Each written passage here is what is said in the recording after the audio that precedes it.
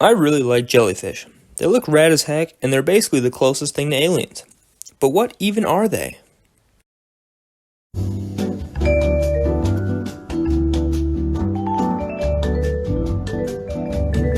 Jellyfish can be found all over the world in every ocean. The first fossil evidence dates back to over 500 million years ago, but jellyfish may have been around for over 700 million years. As they are boneless, brainless, and bloodless, they aren't actually fish at all. Jellyfish get their common name from the jelly-like material they're made of, called mesoglea. Jellies are so varied as a taxonomic group that many scientists have taken to simply referring to them as gelatinous zooplankton. In recent years, other scientists have started using the simple term sea jellies to clear up the confusion. Literally nothing about jellyfish is normal. They reproduce both sexually and asexually, with the medusa, which is the mature form of the jelly that we all know, is the sexual phase, while the polyp, a stalked phase, is attached to a coral reef and reproduces asexually. The polyps can split into more polyps that soon develop into the medusas, but this process can take several months to years. Jellies have basic sensory organs in their tentacles and bells, and a single digestive tube that functions as the mouth, stomach, main organs, and butthole. There are thousands of different known species, and quite possibly hundreds of thousands of undiscovered ones still out there. Groups of jellies are referred to as blooms, swarms, or smacks. There can be so many jellyfish in a bloom that there are literally more jellies than water in a given area, especially when there is breeding happening. These blooms can occur so rapidly, it's basically a flash mob. Does anyone remember those? Evolution is absolutely crazy.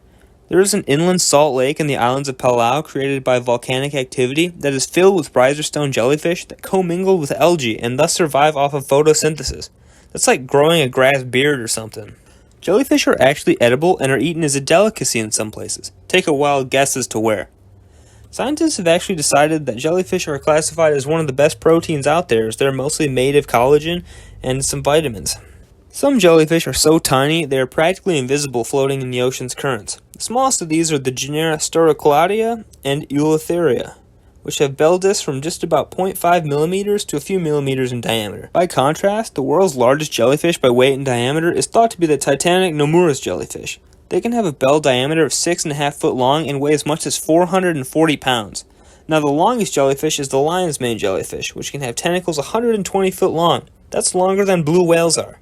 The craziest fact to me is that there is an immortal jellyfish.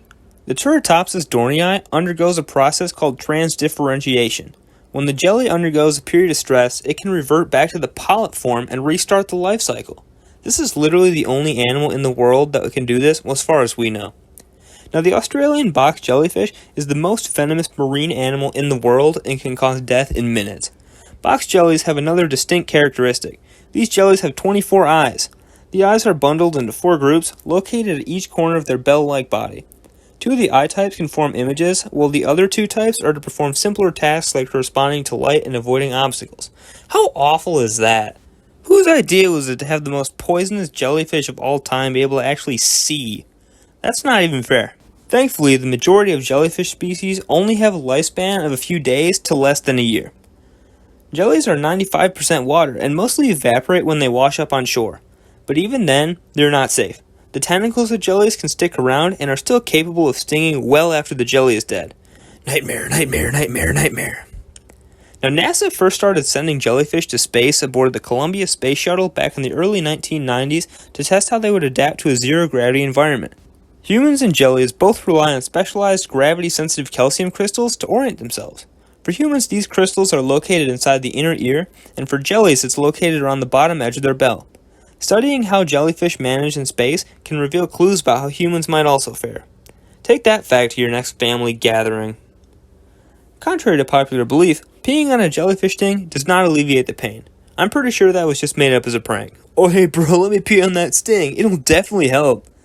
One way to actually lessen the pain is to make sure the tentacles are removed using tweezers. You can also soak the area in some hot water and get some over-the-counter ointment. In 2007, a bloom of mauve stinger jellies attacked a Northern Ireland salmon farm. These jellies destroyed about 1 million pounds of salmon, or $2.06 million worth of stock. The jellyfish covered the area for about 10 square miles and suffocated an average of 100,000 fish.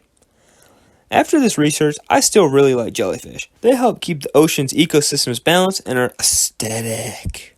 I still don't plan on touching them anytime soon, though. Any marine biologists out there can feel free to challenge me to hand-to-hand combat. Thank you so much for watching. Remember, don't be a dumb fork, be a smart spoon.